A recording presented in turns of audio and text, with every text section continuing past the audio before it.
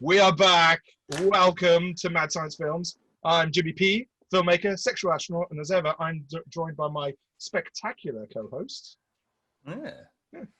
I like it. That's you. You got to introduce yourself now. Come on. It's not like we. I know. I'm just bedazzled by your superlatives. Yes, Jimmy M. Not a sexual astronaut, just an angry man. Okay. And this week, we're joined by yet another co-host, our special guest, the man who loves Jean-Claude Van Damme even more than us. It's scriptwriter David Melkevik. Hey, Dave. Hello. What's up, Dave? I thought I was on the Christmas special, so I wore a Christmas sweater. Now I feel like a dick because I'm on the New Year special. I should have worn a big shiny ball or something. There we go. That would have been epic. Jim, you look like you're in a big shiny ball. You know what? This is how I now want to live. So, yeah, very excited. We're joined by David Melkevik, and I thought, I'd pick a film that we might all appreciate. I'm not sure I actually succeeded in that, but this week I have chosen 1992's VHS horror classic, Revenge of Billy the Kid, directed by Jim Groom. So this show is all about campaigning for these forgotten masterpieces of genre cinema to be given a classic, beautiful Blu Ray treatment, and we're going to be campaigning for a Blu Ray label to pick this up. So, Billy the Kid. Jim, was this your first time watch of Revenge of Billy the Kid? I think it was my first time watching Revenge of Billy the Kid. I think I've seen Jim Groom, is it? I think I've seen his other film, Room 36. Yeah, I was wondering, were you at Abattoir? Because they actually had that at Abattoir. Yeah, so I think I have. We might just see ring a bell. Yeah. That was good. a cool film. Yeah, I remember black and watching white. that. Like film noir. Noir, Hitchcock kind of thing going on there. So that's great. Yeah, first time watching. I was going mad, thinking I've definitely seen Room 36, but how would I have seen this movie? Because I don't think it got much of a release out. Yeah. So yeah. I could definitely remember seeing it, so it must have been then. This is kind of like Emmerdale meets Texas Chainsaw Massacre meets The Wrong Turn kind of film, wasn't it? I like that. Dave, is this the first time you've seen Revenge of Billy the Kid? This was a first time viewing. I went in there all pure and came out covered in manure and filth. Yeah. So, yeah. I think that's accurate. I think this is one of the few films where you can smell the film while you're watching. You do need you feel like you need a shower afterwards. I'm saying that with a smile on my face. I mean, do you guys not remember this, at least the cover or any of that from and I'll put the cover here through the magic of editing. Yeah.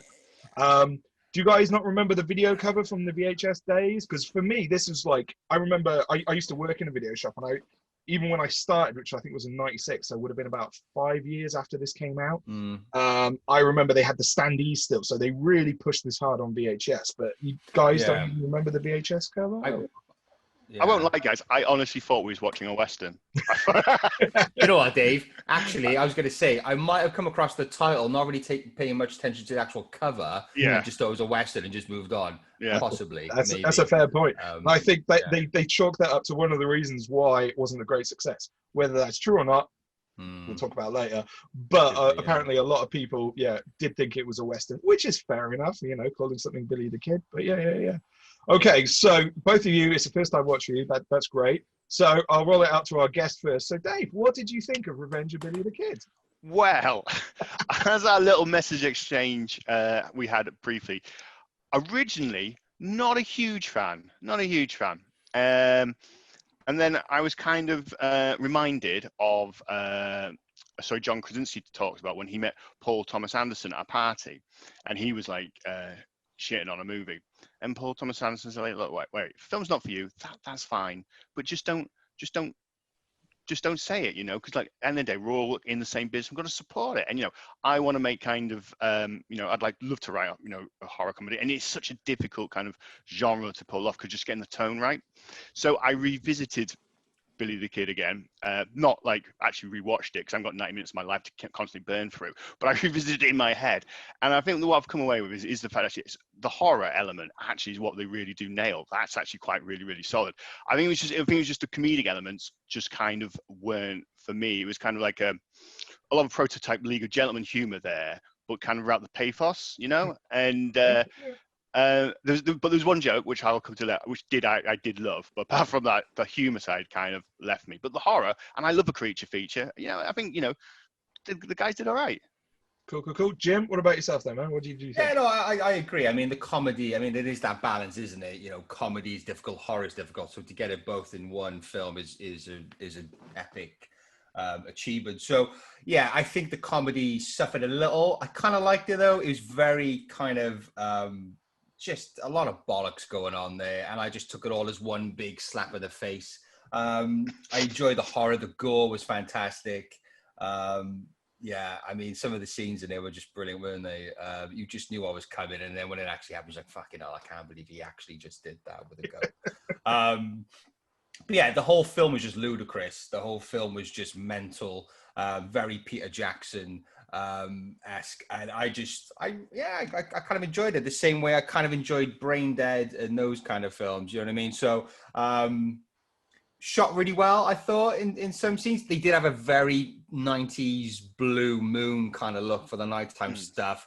I was leaning more 80s with that. That felt to me, that felt like them trying to do that 80s Evil Dead, we're trying to shoot in the woods, trying to fake it, being moonlight, but let's just slap blue all over it. And then when they get inside, they do have like the yellow backlighting to suggest, Yeah, no, that was nice. Like, that was no, but it was definitely, you can tell it was like the what was it, 1991? I think it was made. Was when it was released. So there's a bit of a story behind that. So from what I can tell, it took at least 4 years for them to make it, and then they had a bit of an issue releasing it. So I'll drop it in the show notes, and I think I sent you guys the link as well. There was like a Barry Norman show from like 1990, or maybe slightly earlier, where they were talking about the state of British horror and like trying to release it. And they had they had The Revenge of Billy the Kid, and they also had Richard Stanley's Hardware.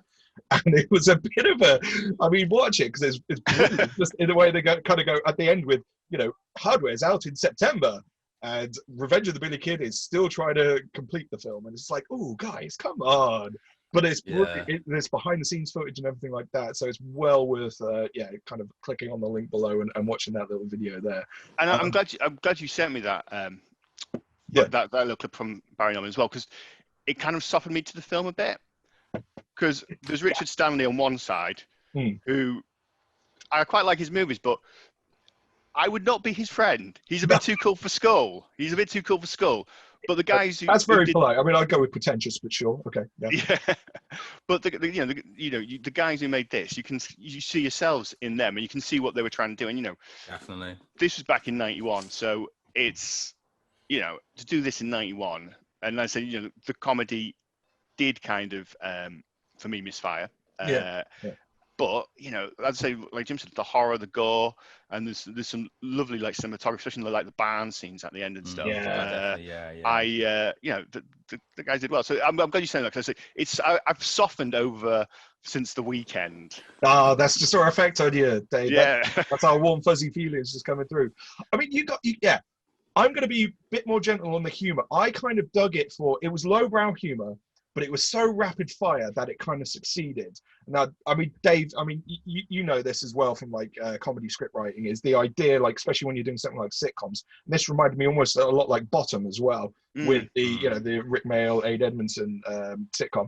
Is just, you've got to have like 5 gags on a page. And I think they were going for it. Now, they weren't like, they weren't like highbrow at all. The idea that they're farmers, therefore their surname is McDonald, and the mum liked the name Ronald so much that she named all 3 of her kids, even the girl, Ronald.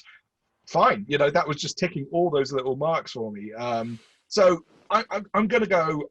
I actually dug the humor. I thought, it was for me, and it might just be because I'm rewatching Bottom on BritBox at the moment, but it completely connected for just that kind of scatological, dumb humor. And they just tried to fit in as many gags as they could, little sight gags here and there, little quips, all of that, little dumb comments, like even when Ronnie, the girl, goes on to, the mainland or whatever, and just some of the gags there when they're in bed and stuff like that, and going, oh, that was quick. And the guy was just like, you're welcome. It was just like, great, not brilliant humor, not classy, not even like Woody Allen level humor, but I just dug it. As you said, the gore, the special effects, all of that stuff for me really landed, and I think, Dave, you absolutely nailed it. it's hard enough doing that stuff now. Doing that back in like the early 90s when clearly they were shooting on film, I'm guessing 16mm, that would only be an expensive thing. I mean, it's hard enough doing it on digital when it doesn't really matter how much digital we shoot.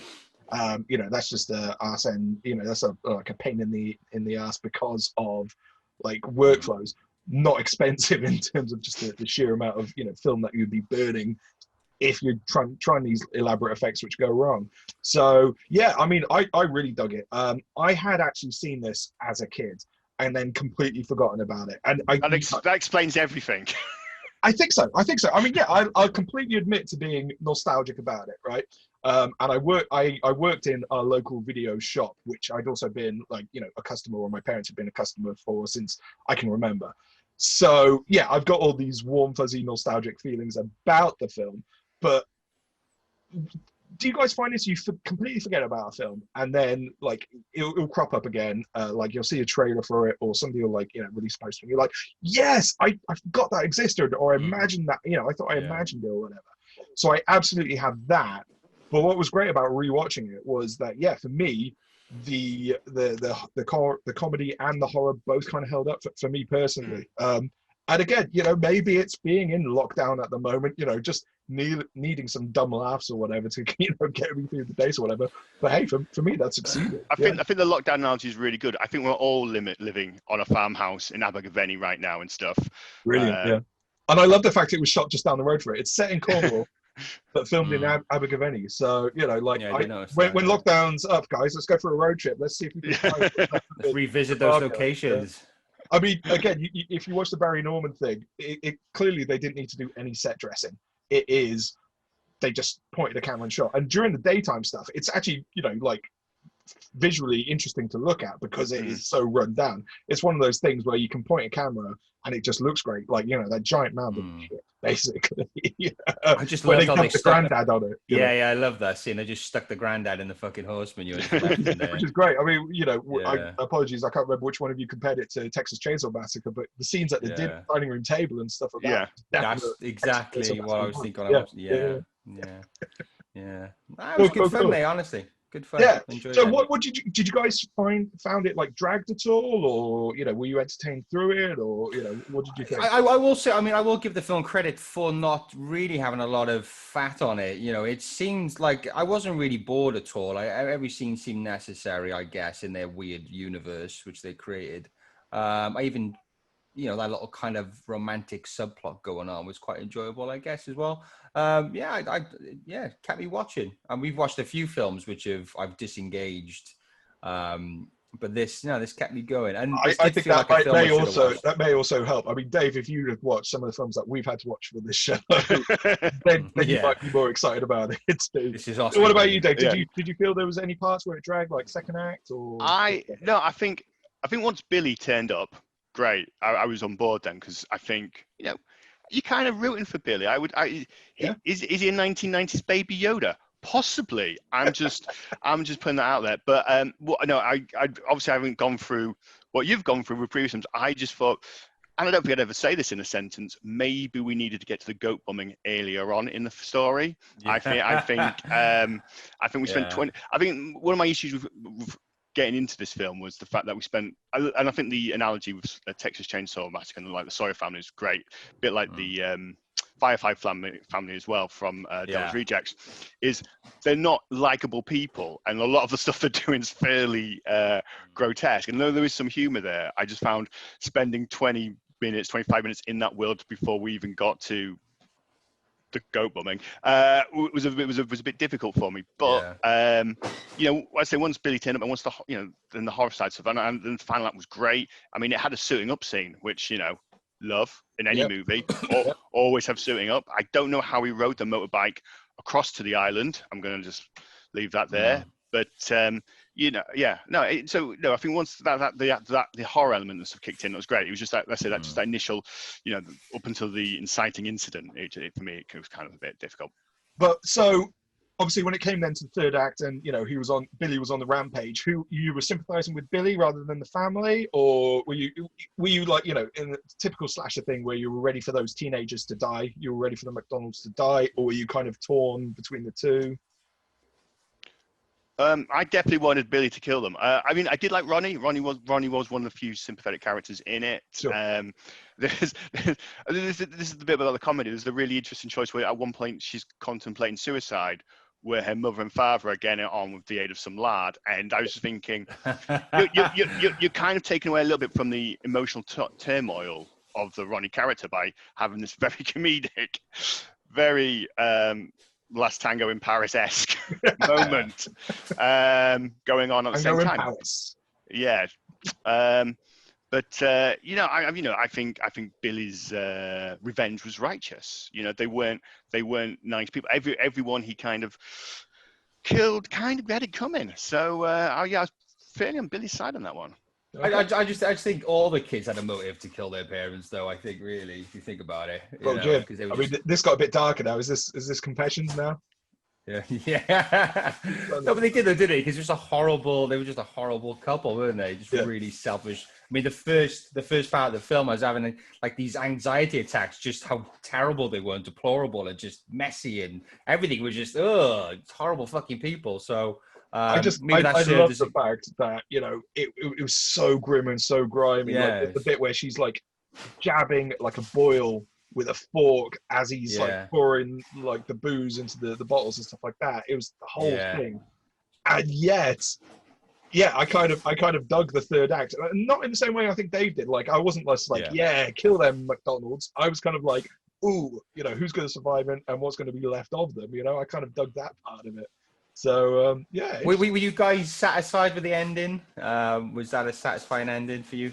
Yeah, it didn't hang around too much. You know, for me, you know, like again, for me, the best horror films kind of like just, you know, you resolve it and you're out, gone. Don't dilly-dally too much. You know, like one of the main reasons I really dig the original Hills of Eyes over the remake is, you know, boom, he kills the final guy. He's like just holding the gun aloft and screaming.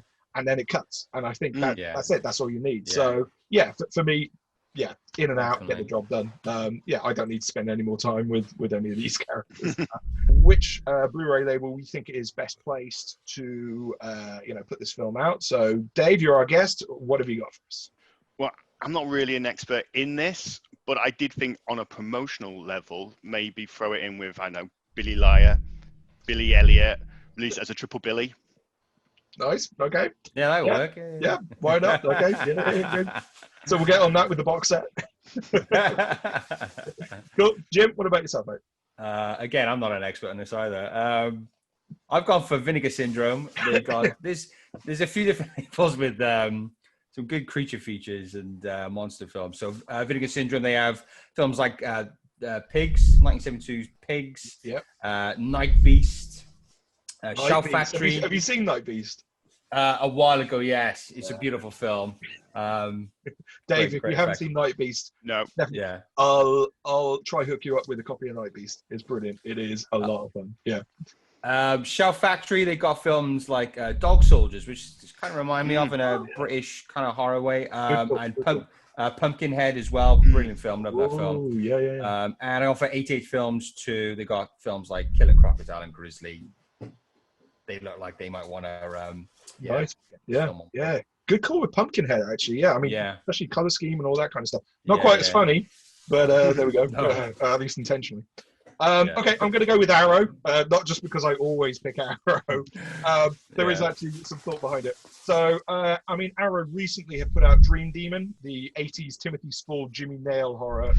Again, they're doing that 80s, 90s British horror kind of thing. They also released, and I haven't seen the Arrow version because I refuse to rewatch that film, but Richard Driscoll's The Comic, which was like this 80s serial killer slasher. It's not good. I don't recommend it, but they're in that market for putting it out. And they also put out another film which will be under my recommendations, Rawhead Rex. So do you guys seen Rawhead Rex? That was one of my recommendations as well. Oh, okay. Yeah. So Dave, are you aware of Rawhead Rex? Do you know what? I'm getting Pumpkinhead and Rawhead Rex. A little bit mixed up. So I've seen one, but I don't know. I could tell you which one it is. Okay, so Rawhead Rex is the adaptation of Clive Barker's work, which forced him then to make his own movies because he was so unhappy with it. Rawhead Rex is basically kind of like a roided up version of a Cenobite with a mohawk goes on a killing rampage. It's not a great film, but Arrow also put out that, and again, it's kind of like that 80s, 90s kind of British horror vibe to it. So, that was one of my recommendations. We'll move swiftly and smoothly onto recommendations. So, Rawhead Rex, if you guys dug that, check that one out. Check out Jim's other film, Room 36. Again, black and white. Film noir, shot about 10 years after Rawhead Rex, I think, or maybe even later, maybe like 15 years ago. We saw it about 10 years ago at Abattoir, and it was amazing. Definitely worth checking out. Some real like British movie greats in there, like, you know, some guys from the old like Hammer horror films. Oh, also, did you guys notice that when they got to the pub in Revenge of Billy the Kid, there was some like the like classic Hammer horror stars in there too? I say stars. They were supported players, but they were still alive at the time. So So Room 36. And again, related to what Dave was bringing up earlier, if you're a fan of movies with goat bumming, try Island of Death. I'll leave it at that. We'll do that, yeah. Okay, Dave, have you got any movie recommendations? You know, to people dug this film? Just in the same sort of agricultural kind of genre, and also because it kind of does get the balance between comedy and horror. Well, Black Sheep. That was kind of cool. There's a really kind of cool Irish movie called Isolation, which is looking at, like, you know, the genetic effects of farming and stuff. And my other just out there recommendation, just because they've obviously seen it, and it was one of my favorite comedy scene from this movie, My Left Foot, because there's a great scene when Ronnie goes to mainland, and it's just bizarre, and there's just a local that dressed like Vincent van Gogh painting somebody, and he's got no hands and he's just painting with his feet, and then you see the finished painting and it's shit. And it was just it was the only bit of moment of comedy for me that landed, but they were obviously fans of My Left Foot from 2 years ago previous. So brilliant. Thank you, Dave. Great recommendations. Jim, what have you got for us, mate? Well, I was going to go for Rawhead Rex too, so definitely that one to watch. Brain Dead, I've mentioned it. This definitely had a Peter Jackson feel, so if you like that, check out Brain Dead. And Bad Taste even, you can probably fit that in as well. I've gone for, I don't know why, perhaps the black comedy element of the film, but I've gone for Cemetery Man with Rupert Everett. Have you seen that? Yeah. Okay. Yeah, it's just because it's, you know, British connection, Rupert Everett, and a bit of black comedy. Similar time period as well, wasn't it? Yeah, and it's similar time period too. Okay. Yeah. You know what? It's been about 20 years since I've seen it, so I might need to rewatch. I think it's on Amazon Prime, but just for those reasons, different film and pacing and the gore galore. But lovely. Thank you, Jim. Cool. Okay, guys, let us know if you've seen Revenge of Billy the Kid in the comments. Also, let us know if you agree with our decisions, or, you know, are you digging it, or are you more leaning towards Dave's assessment of being, you know, polite and generous, shall we say? Okay, if there's any other films that you think we should check out, let us know in the comments. And Jim, take us on home. All right, so if you like this video, then please hit the like button. If you've been enjoying the Mad Science content, then why not subscribe to our channel and follow us on Facebook. If you have any comments or suggestions, then leave those in the comment section down below. Thank you and goodbye. Bye-bye. And thank you for joining us, Dave. Thanks, Dave. Okay. You're welcome. Happy New Year, all.